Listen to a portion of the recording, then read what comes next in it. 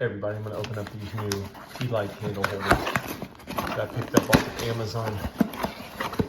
First time I've had a look at them. Here's the label that's on them. See if I can open that. I might need some scissors here. Bear with me 1 second. I'm going to grab some scissors. Or a knife in this case.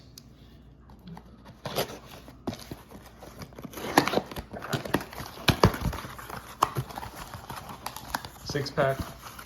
Grab this one.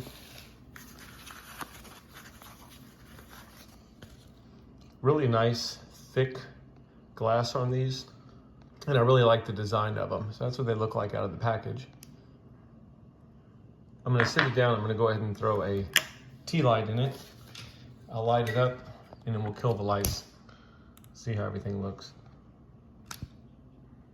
There's our tea light. Dim the lights. And hopefully you can see,